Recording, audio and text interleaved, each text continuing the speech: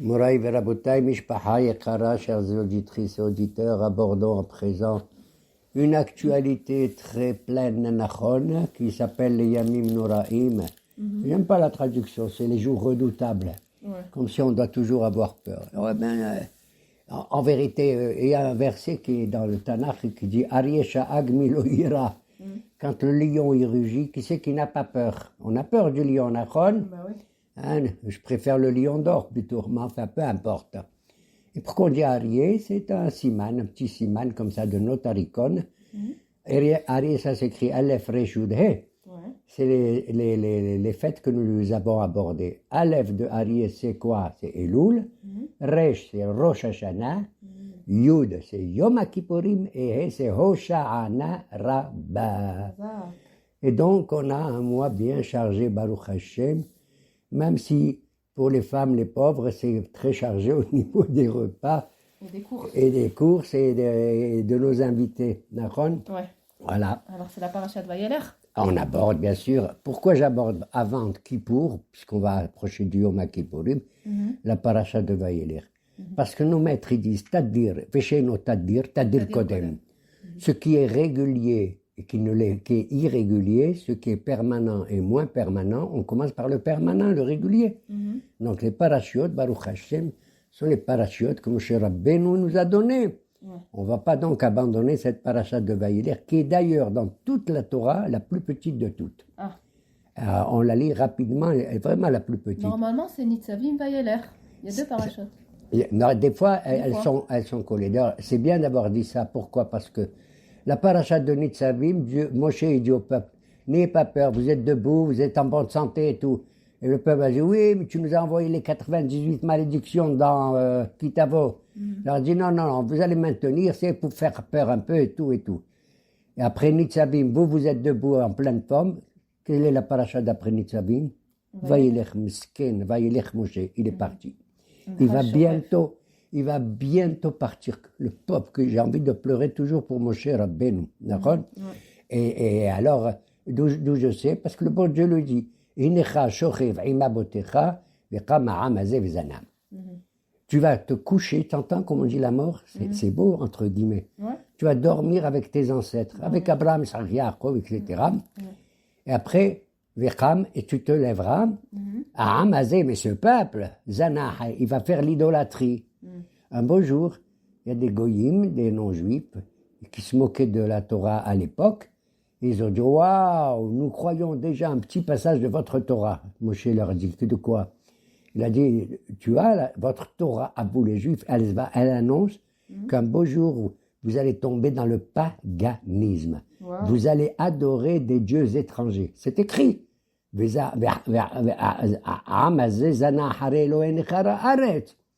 Alors Moshe leur a dit, bande de ploucs, vous croyez dans un demi-verset, contre nous, mais pourquoi le début vous ne la croyez pas? Ils ont dit quoi? Il leur a dit,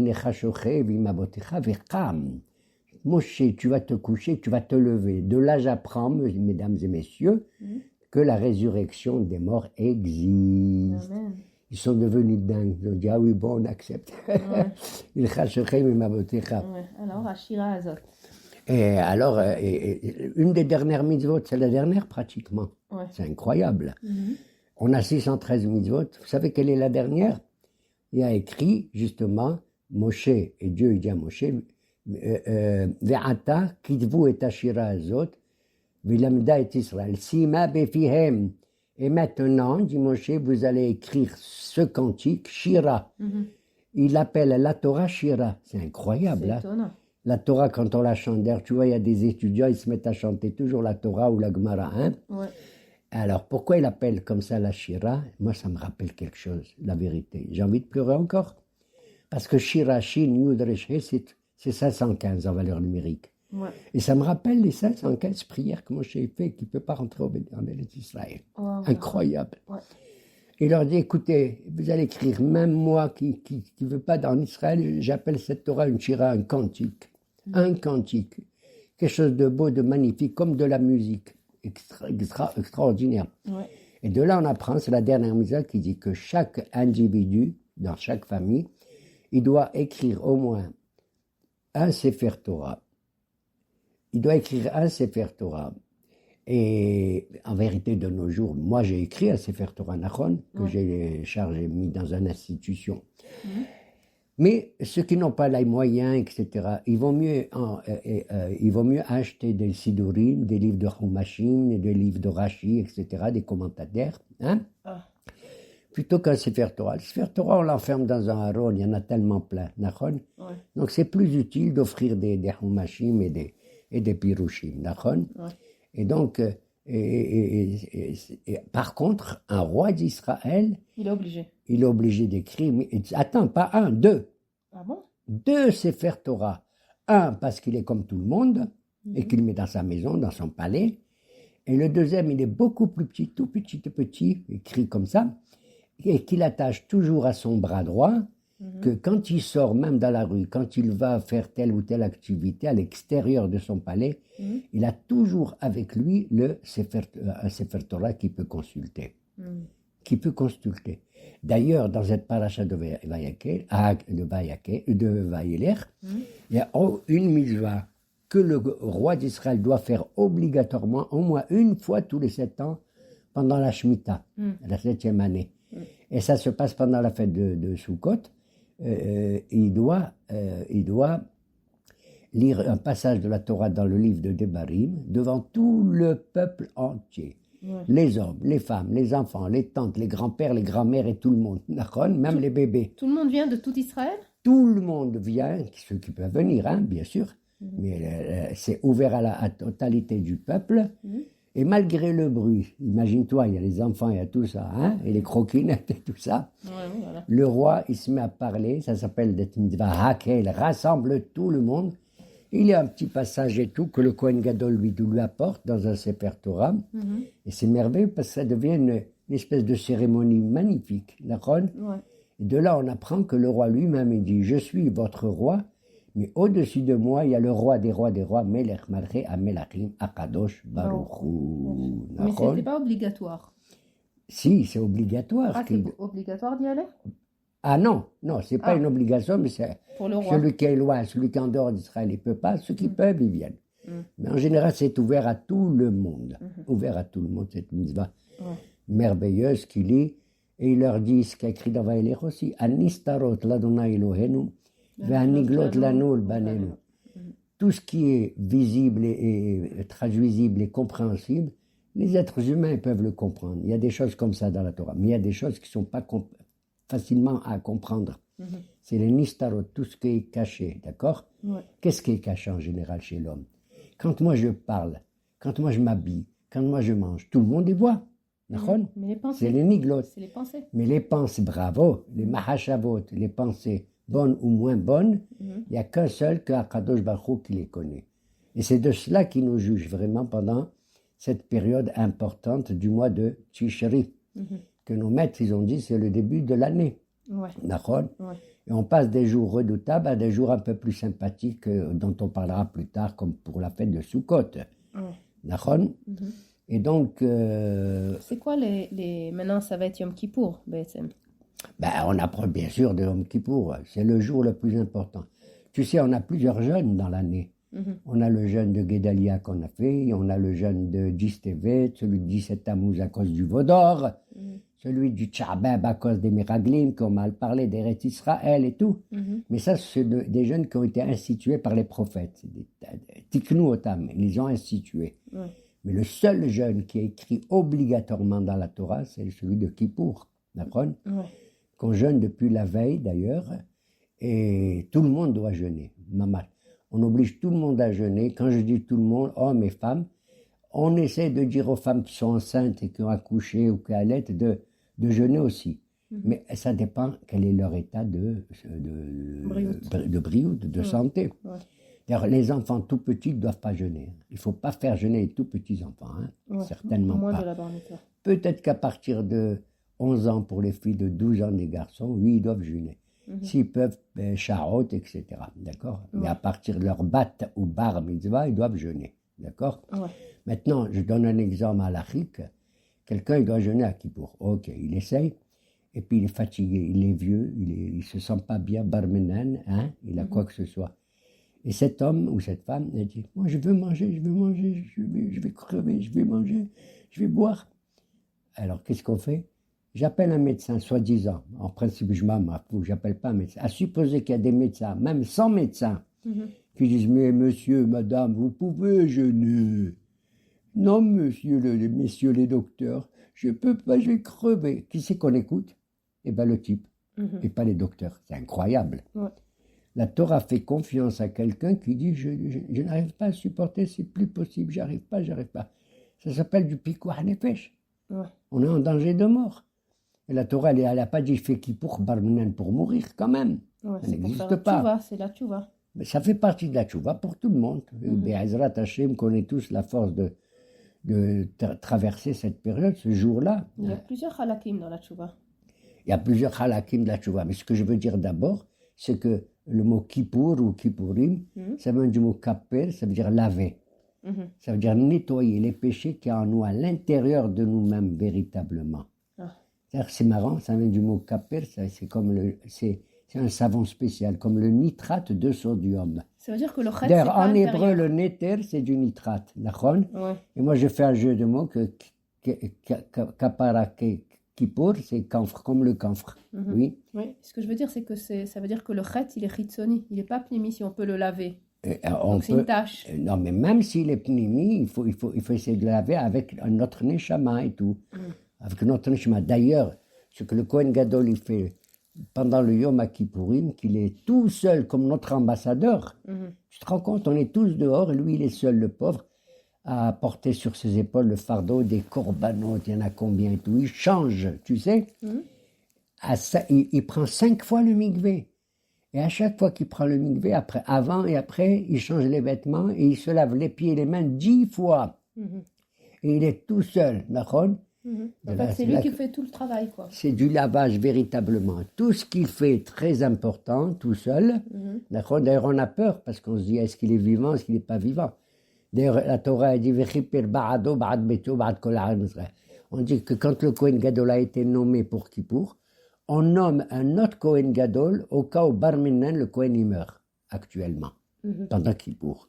Ouais. Je ne sais pas, il y a une mahloquette, est-ce que Dieu préserve, est-ce qu'on lui désigne éventuellement une autre femme au cas où sa femme actuelle, elle meurt aussi. Parce qu'il y a qui vérifie ba'ado, ba'ad beto, beto zo ishto. D'accord? Ok. Et donc, voilà. Et donc, la kapara, c'est vraiment un lavage intérieur et profond. Voilà pourquoi, de tous les sacrifices, les offrandes qu'il fait, le Kohen Gadol, il allume la menorah, il met le lehem sur le pain, il fait des courbanos dans le misbéah et tout. La plus importante de toutes, c'est laquelle? C'est quand il rentre au Kodesh HaKodashim avec des vêtements blancs qui représentent la rahamim, la miséricorde, le blanc. Hein? Qu'est-ce qu'il fait dedans? Le kétoret, l'encens. C'est quoi l'encens? C'est un parfum. Un parfum tel qu'il est décrit dans la Torah et tout. Pourquoi c'est le plus important que tout le reste? Parce que le kétoret représente la neshama. C'est une fumée, hein, comme ça, parfumée, extraordinaire. Il y a un jeu de mots fumé et parfumé. D'accord? Et donc, elle représente un neshama. Et c'est ainsi que le jour de Kippour, ce qu'on doit approcher vis-à-vis de Kadosh Baruch Hu, le plus, c'est notre neshama, bien entendu. Comme il a dit le pasuk, Shalom, Shalom, Rahok, Ilakaro, Bamar, Adonai, Urfativ. À propos de la neshama, un jour, il y a comment il s'appelle, un rave, je crois qu'il s'appelle, oui, c'est Rav Huna, il était malade. Et Rav Papa, notre rabbin Rav Papa, il est venu lui rendre visite. Et il a dit à tout le monde, ça y est, Barminan, Rav Huna, il va mourir. Préparez les linceuls, Barminan. Les linceuls, c'est les vêtements des morts qu'on met. Et il était malheureux, ce Rav Papa, et il est sorti. Il ne voulait pas assister à la mort de Rav Huna. Bon, ok. 2 jours plus tard, Rav Papa, il sort dans la rue. Qui c'est qu'il rencontre? Rav Huna, il est vivant. Il dit, c'est toi? Il lui a dit, oui, qu'est-ce que tu as? Pourquoi tu dis c'est moi? Pourquoi tu as peur de quoi? Il lui a dit, excuse-moi, il y a 2 jours, je t'ai vu, j'ai cru que tu allais partir et tout. Il lui a dit, non, je ne suis pas parti, tu vois. Il lui a dit, qu'est-ce qui s'est passé alors? Il lui a dit, écoute, j'étais presque mort. ma neshama, elle est montée en haut, dans le ciel, et je suis redescendu, voilà pourquoi je suis vivant. Dieu m'a redonné la vie. Alors Rav Papa, il dit, Ravuna, mais dis-moi, tu étais là-haut, d'accord?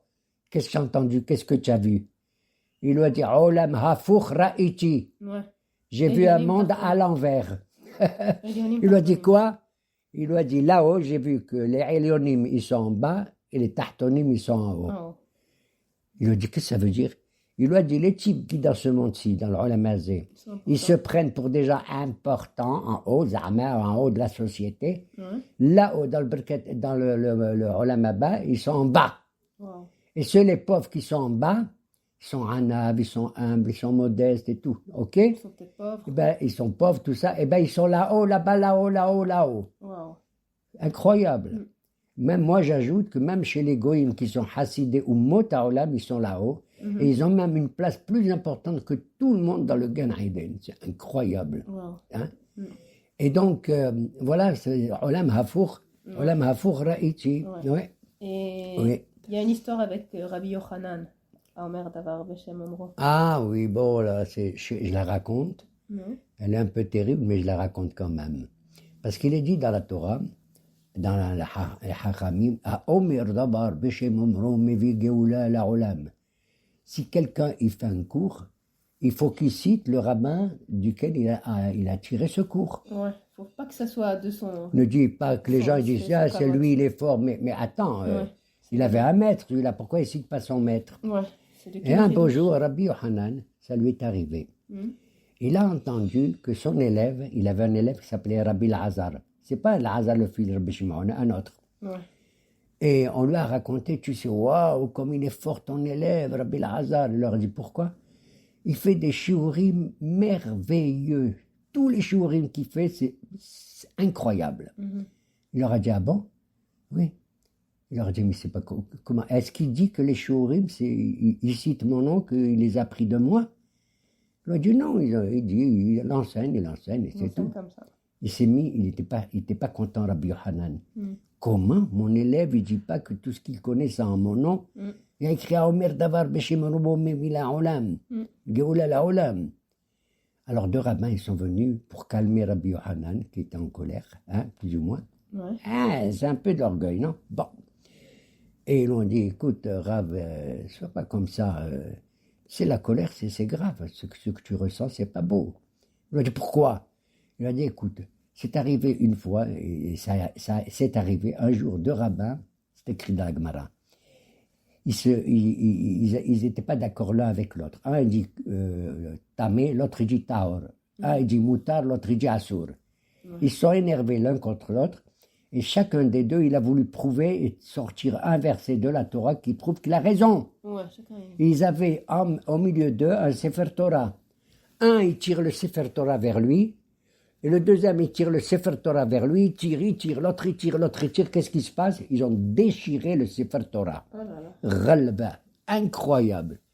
Comment on peut arriver comme ça? On peut avoir des idées différentes, mais pas se disputer, et surtout déchirer un Sefer Torah. C'est ce qu'a dit le rabbin Aki à Rabbi Yochanan. Ça veut dire, c'est pas beau ce que tu fais. C'est comme si tu déchires un Sefer Torah. Alors il n'était pas content. Quand même, Rabbi Yochanan. Jusqu'à qu'il est venu un autre rabbin qui s'appelle Rabbi Yaakov Bar Idi. Il dit, Rabbi, viens, je te dis. Il lui a dit quoi? Ton élève, quand il enseigne la Torah, mais tout le monde il sait que tout ce qu'il te raconte, tout ce qu'il nous raconte dans la Torah, ça vient de toi. Ça vient de toi.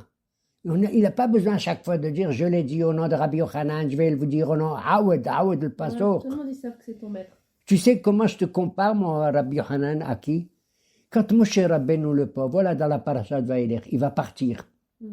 Et Dieu lui dit, tu vas nommer à ta place Yoshua ben Nun. Nachon? Et Yoshua ben Nun, il va enseigner la Torah. Quand Yoshua ben Nun, il enseigne la Torah à tout le monde, est-ce qu'il va dire à chaque fois, la Torah que je vous enseigne, elle vient de Moshe Rabbeinu, Non. Tout le monde il sait que Yoshua, tout ce qu'il sait, ça vient de toi, Moshe Rabbeinu. C'est pareil, Rabbi Yochanan. Tous ceux qui entendent El-Hazar parler, ils savent que c'est en ton nom. Ça l'a calmé. Ça l'a calmé, tu sais pourquoi? Parce que ce rabbin, Rabbi Yaakov Baridi, était adorable. Il a comparé Rabbi Yohanan et Rabbi Elazar à qui? À Moshe et Yoshua. Ouais. C'est comme si toi, Yohanan, tu ressembles à Moshe et Elazar, il ressemble à... Il lui a redonné son cabot. Il lui a redonné son cabot, ça l'a calmé comme ça. Ouais. Mais et c'est quoi les halakim de la tchouva par rapport à Yom Alors, Kippur? le Kohen Gadol, d'ailleurs, les gens qui sont dehors, ils savent rien de ce qui se passe. Mais nous, maintenant, on le sait. Pourquoi? Parce qu'à Kippour, on a tous un sidour. Ouais. Et il y a un passage qui s'appelle Seder Avoda. Quel est le culte que fait le Kohen Gadol dedans? D'accord? Ouais, sinon, on n'aurait pas su. Sinon, on n'aurait pas su qu'est-ce qu'il fait, etc. D'accord? Et il fait ce qu'on appelle des caparots, des sacrifices et tout. Et il va faire ce qu'on appelle des vidouïm, 3 sortes. Mon Dieu, hatati, aviti ou pashati. C'est moi, j'ai fait un het, j'ai fait un avon et j'ai fait un pécha. Et après, il dit ça, et les Kohanim, ils ont fait aussi. Et le peuple d'Israël a fait aussi, pardonne-leur. Quelle est la différence entre het, avon et pécha? Tout le monde le sait, mais je le répète. Het, c'est si quelqu'un il fait un péché inconsciemment, involontairement. Il fait ça béchogeg. Avon, c'est il fait un péché, mais il sait. Il connaît la halakha, il le fait. Donc il ne le fait pas involontairement, mais volontairement.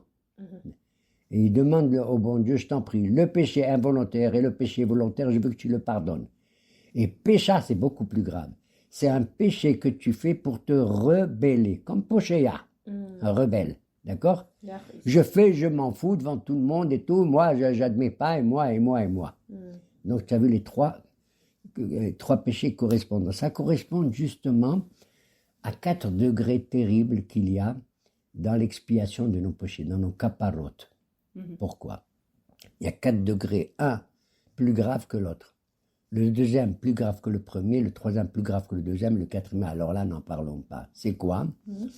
Le premier des péchés, c'est quand un homme, le bon Dieu l'a dit dans la Torah, vous allez faire ceci, une mitzvah assez. Faites ça. Et moi, je fais pas. Mais, il n'a pas fait. Alors la teshuva, si je fais teshuva, elle me pardonne tout. Elle lave tout. Elle lave quoi ce péché que j'ai fait sur mitzvah assez. Tu vois, c'est que je dis que je fais tchouva. Je fais tchouva, mon Dieu, tu m'as demandé de faire, je t'ai pas fait. Le deuxième péché plus grave, j'ai enfreint un mitzvah c'est un commandement négatif. Ne faites pas ça. Et moi je le fais. C'est beaucoup plus grave. D'accord? C'est beaucoup plus grave. Mon père il me dit donne-moi de l'eau, je lui donne pas. C'est pas beau. Mais s'il me dit ne fais pas ça et je le fais, c'est plus grave. D'accord? Et alors la teshuva, j'ai beau faire teshuva, ça suffit pas. C'est le Yom Kippourim qui me pardonne. Mais le Yom Kippourim ne pardonne que les péchés qu'on a fait vis-à-vis de Dieu, pas vis-à-vis des hommes. Si j'ai volé, j'ai frappé, j'ai insulté, j'ai dit de la shonara, Yom Kippourim, il pardonne pas. Il pardonne pas du tout. Jusqu'à ce que moi, je demande pardon à l'homme que j'ai fait du mal. D'accord? Ça, c'est le deuxième degré. Oh là là, le troisième, beaucoup plus grave. La troisième punition la plus grave, c'est quand quelqu'un, il enfreint un commandement qui est hayav karet et mitot beddin. Où dans la Torah, il est écrit, celui qui ne fait pas ça, il est retranché du peuple juif. Karet, c'est être retranché. D'accord? Ou Barminan, il mérite la peine de mort. Il fait tchouva, ça ne suffit pas. Yom Kippourim, il fait, ça ne suffit pas. Quelle est la troisième? Yisurin, des épreuves, des souffrances. Ça peut être des souffrances physiques ou Barminan, des souffrances psychiques de son esprit. D'accord? Alors là, le 4e degré, n'en parlons pas, je le dis quand même. C'est quelqu'un, il fait un péché, mais en public, véritablement, et ça s'appelle Hilul Hashem. Il profane le nom de Dieu. Il crie devant tout le monde, Barminan, un qui ne croit pas en Dieu, que Dieu n'est pas un, etc., etc. S'il fait ce péché de Hilul Hashem, il peut faire tchouva, ça ne sert à rien. Kippour arrive, ça ne sert à rien. Les épreuves, elles arrivent, ça ne sert à rien. Et quelle est sa, j'allais dire sa récompense, pardon, quelle est sa punition ou qui peut le remettre en droit chemin, c'est la mort. C'est-à-dire jusqu'au moment de la mort, il est possible qu'une seconde ou une minute avant la mort, il fasse tchouva et le bon Dieu lui pardonne. Voilà les 4 degrés en question. Ouais. Et justement, il y a 5 Issourim à Yom Kippour. 5 Issourim, pour tout le monde, on le sait, c'est comme à Tchabeb presque. Il y a 5, parce qu'il y a écrit dans la Torah, vous allez mortifier votre corps, d'accord, au plus profond. À quoi on tient pour jeûner? Aleph, achila, on ne mange pas, achila. 2, shtia, la boisson, il ne faut pas boire. 3, sicha, il ne faut pas embaumer notre corps avec des parfums, avec des pommades, avec des choses comme ça. Hein? Ça, c'est 3. 4, c'est ne'ilat sandal. On ne doit pas porter des chaussures de cuir. 5, c'est l'interdiction de la relation conjugale. L'homme et la femme ne pas se réunir ce jour-là ensemble. Et pour Yom Kippour, j'ai vu que quand on fait le schéma Israël, on le dit le Baruch Shem Kevod Malchuto. Mais bien sûr qu'on le dit. Quand tu fais tous les jours schéma Israël, Hashem Eloken ou Hashem Echad, tu dis à voix basse, Baruch Shem Kevod Malchuto Leolam Vaed. Le jour de Kippour, on entend le Kohen qui dit schéma Israël. Qu'est-ce qu'il fait le peuple? À voix haute, tous ils se mettent à crier, à hurler. Baruch Shem Kevod Malchuto Leolam Vaed. Pourquoi? Parce qu'on est proche d'Akadosh Baruch Hu. On est beaucoup plus proche et on veut qu'il entende notre voix. Pas seulement qu'il entende. Parce que quand tu dis à voix basse, chacun il le fait pour lui-même. Mais quand tu dis à voix haute, c'est tout le peuple entier ensemble. Et voilà pourquoi on est tous ensemble devant le dîn. Et le dîn, c'est comme ça. À Rosh Hashanah, le bon Dieu, il a décidé quel est notre jugement. D'accord? Et il se met à écrire. Celui-là, il mérite ça. Celui-là, je vais lui donner telle récompense et tout. Si Dieu veut, hein? À Kippour, qu'est-ce qu'il dit? Bon, je maintiens ce que j'ai écrit dans le papier. Khatima. Je vais signer. La signature, c'est à Kippour. Mais il retient encore, il ne m'envoie pas. Et il arrive jusqu'à Hosha'ana, sauve-nous. C'est le moment où Dieu il envoie les lettres à chacun. Tu vas à ta boîte aux lettres et tu vois, j'ai reçu un télégramme de Akadosh Baruch Hu. J'espère que c'est quelque chose de très important et qui va m'envoyer Be'ezrat Hashem, la longue vie, la parnassa, d'avoir une famille belle, des enfants, des garçons et des filles comme il convient, avec des nechadim et tout, comme on a passé ces fêtes. Be'ezrat Hashem. Voilà, shalom ou bracha.